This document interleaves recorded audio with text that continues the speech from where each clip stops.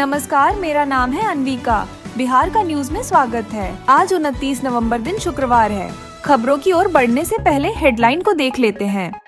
Constable बनाने के लिए महिला दरोगा ने मांगे 15 लाख। पीड़ित दुकानदार बोला 2,90,000 देने के बाद भी नहीं लगी बेटे की नौकरी। हरियाणा में मारा गया बिहार का कुख्यात सरोज राय। विधायक से मांगी थी रंगदारी। इंस्टाग्राम, दोस्ती से लिव इन रिलेशन और फिर शादी तय होने पर कासगंज के सूर्यकांत ने खुशबू की हत्या की। सीएम नीतीश अपने पिता को याद कर हुए भावुक पुण्यतिथि पर पहुंचे नालंदा के स्मृति वाटिका। मां और पत्नी को भी किया याद। पारस बोले, भाई रामविलास अंतिम क्षणों में मुझे ढूंढ रहे थे। कोरोना का बहाना कर मिलने नहीं दिया। बिना नाम लिए चिराग पासवान को कहे अपशब्द। चलिए अब बढ़ते हैं टॉप 18 खबरों की ओर। बिहार के मुख्यमंत्री नीतीश कुमार अपने पिता स्वर्गीय राम लखन सिंह की पुण्यतिथि पर नालंदा स्थित स्मृति वाटिका पहुंचे, जहां उन्होंने भावुक होकर अपने पिता को श्रद्धांजलि अर्पित की। इस दौरान उन्होंने अपनी स्वर्गीय मां परमेवती देवी और पत्नी मंजू देवी को भी याद किया। उन्होंने कहा कि उनके पिता और परिवार के संस्कारों ने उन्हें जीवन में संघर्ष और सादगी का महत्व सिखाया और यही उनके जीवन की प्रेरणा है। स्थानीय लोगों ने इस मौके पर मुख्यमंत्री की सादगी और परिवार के प्रति उनके सम्मान को प्रेरणादायक बताया, जिससे जनता से उनका जुड़ाव और मजबूत हुआ। बिहार विधानसभा सचिवालय ने 10वीं पास उम्मीदवारों के लिए ऑफिस अटेंडेंट, माली और गार्ड सहित विभिन्न पदों पर भर्ती की घोषणा की है। इच्छुक उम्मीदवार आधिकारिक वेबसाइट पर जाकर आवेदन कर सकते हैं। चयन प्रक्रिया में लिखित परीक्षा और इंटरव्यू शामिल होंगे। यह भर्ती स्थानीय युवाओं के लिए सरकारी नौकरी पाने का सुनहरा अवसर है, जिसमें चयनित उम्मीदवारों को वेतनमान के साथ अन्य सरकारी लाभ भी मिलेंगे। इस पहल से राज्य के युवाओं में रोजगार के प्रति उम्मीद जगी है और वे बड़ी संख्या में आवेदन की तैयारी कर रहे हैं। बिहार का कुख्यात गैंगस्टर सरोज राय, जो 30 से अधिक आपराधिक मामलों में वांछित था और 2 लाख रुपए का इनामी था, को हरियाणा में पुलिस मुठभेड़ में मार दिया गया। सरोज राय ने हाल ही में बिहार के एक विधायक से रंगदारी मांगी थी और हमेशा अपनी सुरक्षा के लिए AK-56 राइफल रखता था। उसकी मौत को पुलिस ने बड़ी सफलता माना है, क्योंकि वह लंबे समय से राज्य में अपराध और रंगदारी जैसे मामलों में शामिल था। अब उसकी मौत से उसके गैंग की गतिविधियों पर भी काबू पाया जा सकता है, जिसे पुलिस एक अहम जीत मान रही है। बिहार के 14 जिलों में घना कोहरा छा गया है, जिससे सड़क और रेल यातायात प्रभावित हुआ है। पटना की हवा में प्रदूषण का स्तर गंभीर रूप से बढ़ गया है और AQI 400 के पार पहुँच गया है, जो स्वास्थ्य के लिए हानिकारक है। इस कारण दिल्ली पटना की फ्लाइट भी कैंसिल कर दी गई है। मौसम विभाग ने बताया कि 30 नवंबर के बाद भी बिहार में बादल छाए रहेंगे और कोहरे के साथ प्रदूषण की स्थिति और बिगड़ सकती है। लोगों को बाहर निकलते समय सावधानी बरतने की सलाह दी जा रही है। बिहार के अस्पतालों में डॉक्टरों के 49% पद खाली पड़े हैं, जिससे स्वास्थ्य सेवाएं प्रभावित हो रही हैं। कई अस्पतालों में ऑपरेशन थिएटर, OT और वेंटिलेटर जैसी जरूरी सुविधाएं भी नहीं मिल पा रही हैं। हाल ही में जारी की गई CAG controller and auditor general report में खुलासा हुआ है कि नीतीश सरकार 21,743 करोड़ रुपए का बजट खर्च करने में असफल रही है। यह रिपोर्ट सरकार के स्वास्थ्य क्षेत्र में किए गए खर्चों पर सवाल उठाती है, जिससे राज्य के अस्पतालों में बुनियादी सुविधाओं की कमी और डॉक्टरों की भर्ती की आवश्यकता स्पष्ट होती है। पटना में सड़कों पर पानी छिड़कने का काम केवल दिखावे तक सीमित हो गया है, जिससे प्रदूषण में कोई खास कमी नहीं आ रही। पिछले 3 वर्षों में मोटे धुलकण PM 10 का स्तर 33% बढ़ गया है। यह स्थिति पटना में बढ़ते वायु प्रदूषण की गंभीरता को दर्शाती है, जो लोगों की सेहत पर नकारात्मक असर डाल सकती है। विशेषज्ञों का मानना है कि अगर जल्द ही ठोस कदम नहीं उठाए गए तो प्रदूषण की स्थिति और भी विकट हो सकती है। भागलपुर में एक महिला दरोगा पर आरोप है कि उसने एक दुकानदार से उसके बेटे को कांस्टेबल बनाने के लिए 15 लाख रुपए की रिश्वत मांगी। दुकानदार शंभू कुमार ने 2,90,000 रुपए दिए थे, लेकिन इसके बावजूद बेटे को नौकरी नहीं मिली। 22 नवंबर को शंभू ने सिटी SP से शिकायत की और मामले की जांच शुरू हो गई है। महिला दरोगा ऐश्वर्या राय पर आरोप है कि उन्होंने पैसे लेकर नौकरी दिलाने का वादा किया था, लेकिन बाद में संपर्क टालने लगी। इस मामले में पुलिस भ्रष्टाचार और धोखाधड़ी की जांच कर रही है। पटना में केंद्रीय मंत्री पशुपति पारस ने अपने भाई चिराग पासवान पर गंभीर आरोप लगाए हैं। उन्होंने कहा कि चिराग ने कोरोना का बहाना बनाकर उनके भाई रामविलास पासवान को अंतिम समय में मिलने से रोका, जब रामविलास उन्हें ढूंढ रहे थे। पारस ने एक सभा में चिराग को बिना नाम लिए अपशब्द कहे, यह संकेत देते हुए कि चिराग की वजह से उनके और उनके भाई के बीच का करीबी संबंध खत्म हो गया। पारस ने भावुक होकर कहा कि रामविलास पासवान अपने अंतिम समय में परिवार के सभी सदस्यों से मिलना चाहते थे, लेकिन चिराग ने उन्हें मिलने नहीं दिया। ये विवाद अब पार्टी में गहरी फूट और मतभेदों को उजागर कर रहा है, जो राजनीतिक संघर्ष को और बढ़ा रहा है। सिवाय पट्टी थाना क्षेत्र के चतुर्सी गांव में हाल ही में एक गंभीर घटना घटी, जब पुलिस की टीम हत्या के आरोपित कृष्ण मुरारी राय को गिरफ्तार करने गई थी। गिरफ्तारी के दौरान कुछ शरारती तत्वों ने चोर चोर का शोर मचाकर पुलिस पर हमला कर दिया। इस हमले में पुलिस कर्मियों पर जमकर पत्थरबाजी की गई, जिसके परिणाम स्वरूप कुछ पुलिसकर्मी घायल हो गए। यह घटना न कानून और व्यवस्था के लिए गंभीर चुनौती पेश करती है और स्थानीय प्रशासन द्वारा त्वरित कार्रवाई की आवश्यकता को उजागर करती है। पुलिस ने इस मामले की जांच शुरू कर दी है और दोषियों के खिलाफ कड़ी कार्रवाई की तैयारी कर रही है। इस तरह की घटनाएं सुरक्षा बलों की कार्यशैली और जनता की सुरक्षा के प्रति गंभीर चिंताएं पैदा करती हैं।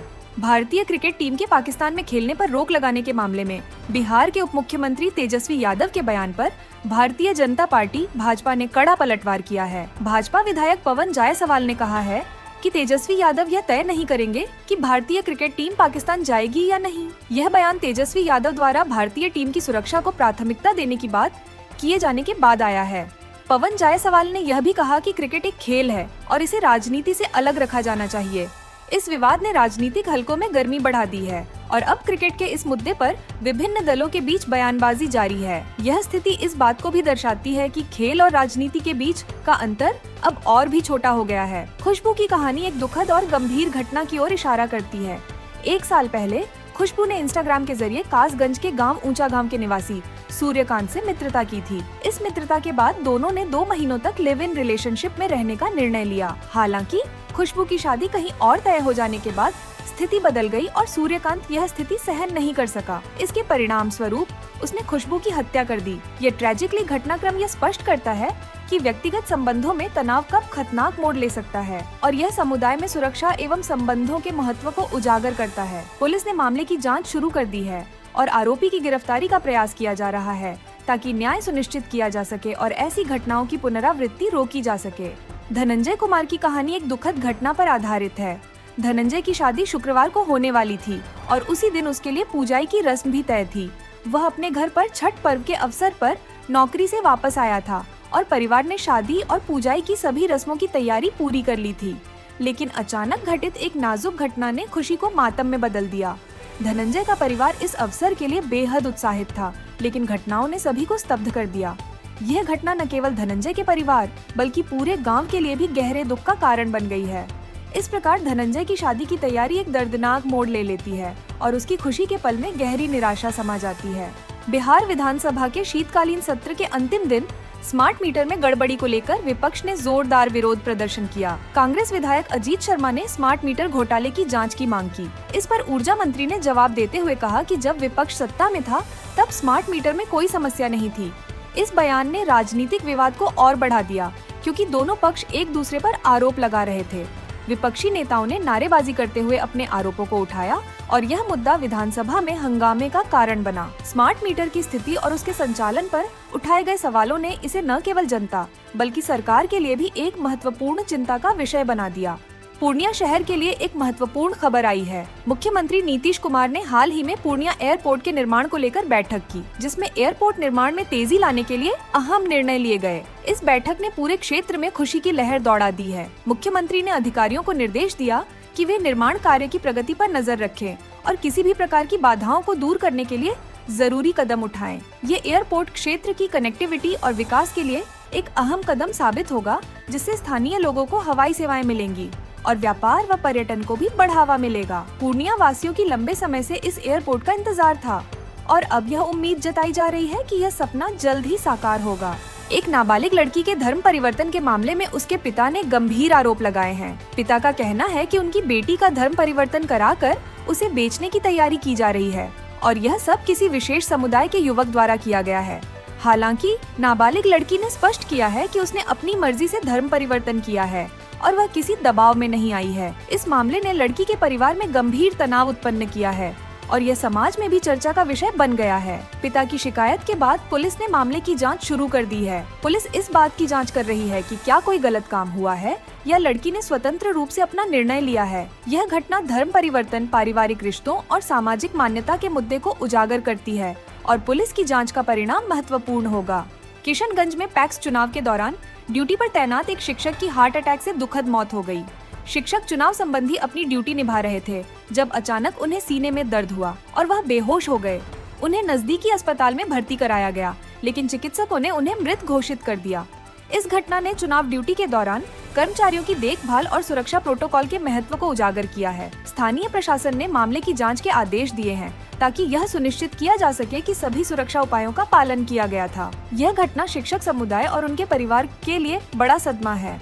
पूर्णिया में एक दिव्यांग युवक दीपक कुमार चौधरी ने आरोप लगाया है कि एक महिला दारोगा और अन्य पुलिस कर्मियों ने उसकी पिटाई की और 3rd डिग्री टॉर्चर दिया। यह घटना फणीश्वरनाथ रेणु टीओपी के पास हुई, जब दीपक बकरी देखने गया था और पुलिस ने उससे बाइक के कागजात दिखाने को कहा। जब दीपक ने विरोध किया तो उसे जबरन पुलिस वैन में बैठा लिया गया और केहाट पुलिस थाने ले जाया गया, जहां उसे बेरहमी से पीटा गया। दीपक ने यह भी आरोप लगाया कि पुलिस कर्मियों ने उसे धमकी दी कि वह शिकायत करने पर गंभीर अपराधों में फंस जाएगा। इस घटना पर महिला दारोगा शबाना आजमी ने कहा कि दीपक जुआ खेल रहा था और पुलिस ने उसे रोकने पर बदसलूकी की थी। दीपक और उसके परिवार ने पुलिस के खिलाफ कार्रवाई की मांग करते हुए एसपी से निष्पक्ष जांच की अपील की है। एसपी कार्तिकेय शर्मा ने मामले की जांच का आश्वासन दिया है ताकि कानून का पालन सुनिश्चित हो सके और किसी भी प्रकार की ज्यादती के खिलाफ सख्त कदम उठाए जा सके। फिल्मकार निशांत ने सेक्स वर्कर्स पर आधारित एक फिल्म बनाई है जो ग्रामीण समाज में महिलाओं के अधिकारों और उनके शोषण को उजागर करती है। फिल्म की कहानी ग्रामीण अपराध और सेक्स वर्करों की स्थिति को दर्शाती है और एक मां का बयान जिसमें उसने अपनी बेटी के पेशे में कदम रखने पर दुख व्यक्त किया, समाज में सेक्स वर्कर्स के प्रति सोच और पूर्वाग्रह को दिखाता है। इस फिल्म को विभिन्न फिल्म समारोहों में प्रदर्शित होने के लिए चयनित किया गया है, जिससे यह मुद्दा और अधिक लोगों तक पहुंचेगा। निशांत ने शादियों की फोटोग्राफी के अलावा डॉक्यूमेंट्री शैली में भी फोटोग्राफी की है, जो उनकी कहानी कहने की शैली को दर्शाता है। हाल ही में 3 बिहारियों की कहानियां अंतर्राष्ट्रीय फिल्म फेस्टिवल में चयनित हुई, जो बिहार के सामाजिक मुद्दों और जनजीवन की वास्तविकताओं को उजागर करती है। इस प्रकार निशांत का काम बिहार की संस्कृति और समाज के संवेदनशील मुद्दों पर ध्यान आकर्षित करने में महत्वपूर्ण भूमिका निभा रहा है। खबरों का सिलसिला यहीं तक। बिहार की तमाम खबरों की जानकारी के लिए हमारे चैनल को सब्सक्राइब कर लें, जिससे हमारे न्यूज की नोटिफिकेशन आपको पता चल जाए। धन्यवाद। जय हिंद, जय भारत, जय बिहार।